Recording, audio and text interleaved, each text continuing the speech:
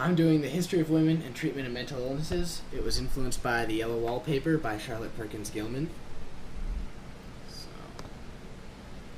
first, a brief rundown of mental illnesses. Hysteria was associated with menstruation, pregnancy, and menopause because it was also known as the wandering womb because they believed that the womb would wander throughout a woman's body, absorbing her intellect and life energy. If a woman had an outburst because she was unhappy with the way she was being treated, she could also be labeled as mad and institutionalized for that.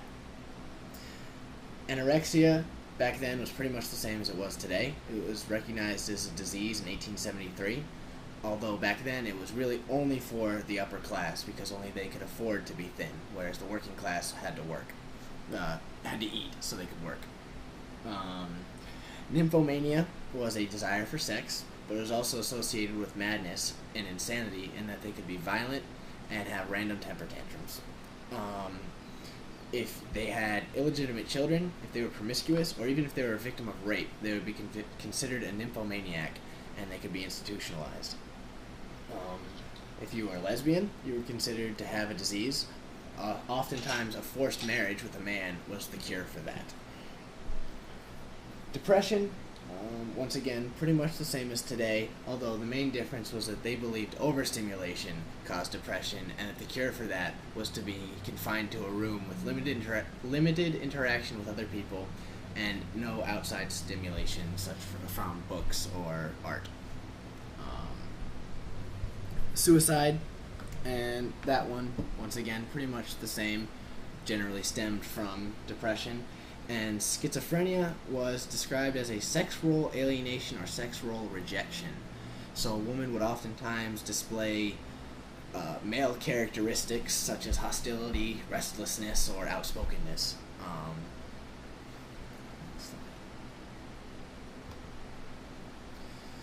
So the treatment of women, oftentimes, if they were, like I said before, if they were depressed, they were forced into solitary confinement until they were deemed cured, which oftentimes was never.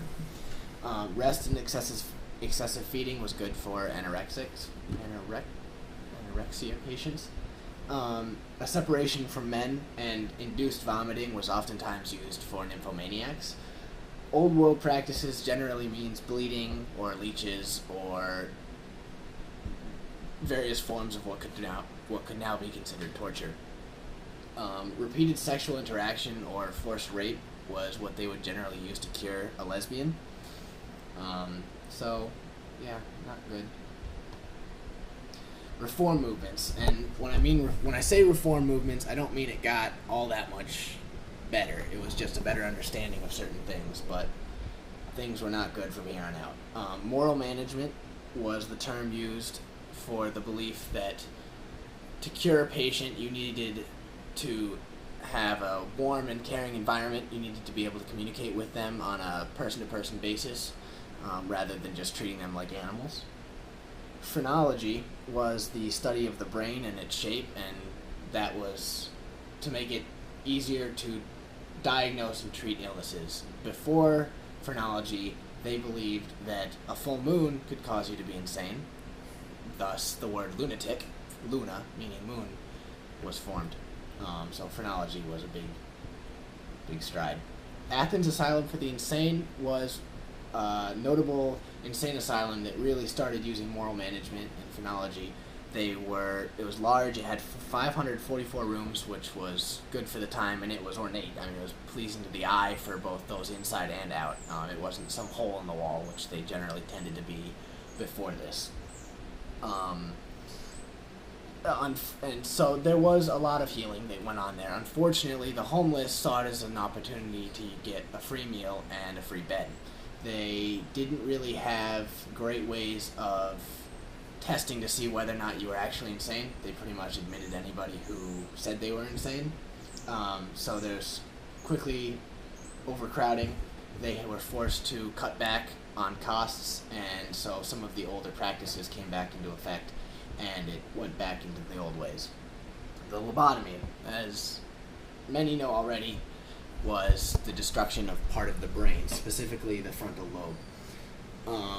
What many don't know is that it originated as a time-consuming and expensive process that actually helped the patient to some extent. It still quieted them down, but it was going into the brain and separating several neural passageways, and it oftentimes helped the patient.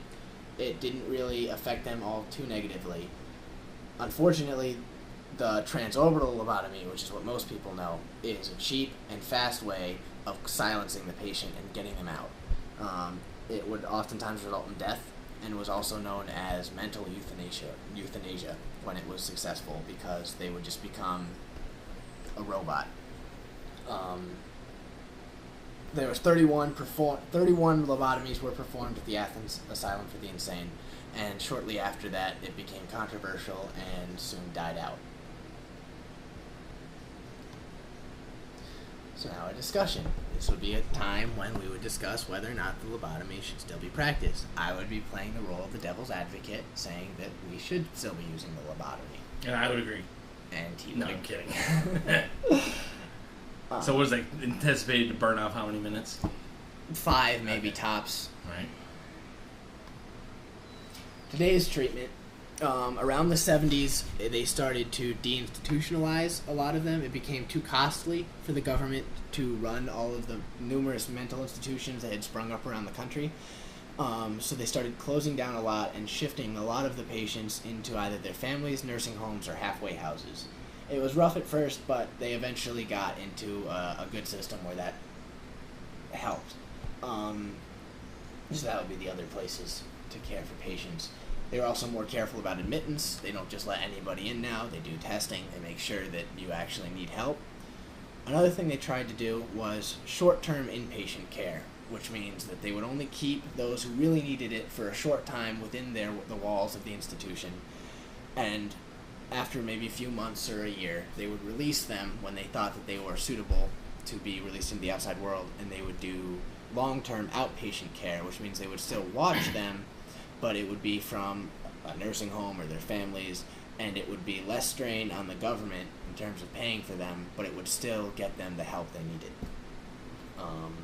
And finally, with today's media and the leaps and bounds we've made in the science community, we have a better understanding of the mentally ill, which helps us to better diagnose and treat those who have actual illnesses. Hysteria, obviously, is not still around, and we're not using lobotomy. We have better medication, and just all around they're treated better. So, any questions? And then the works cited page. So now so this is for your mom principally. Tell her about the shirt. Oh yeah, that's from the Weird Al concert we went to. The Apocalypse. What'd you think? I thought it was really good. I liked it. And yeah, we'll talk about the content of that presentation here shortly. All right. I can't wait to hear what your students have, or your fellow students have to say about it. I hope to have a heated discussion. I suspect that you will have one. Anything else? Nope, that's it. All Enjoy right. it.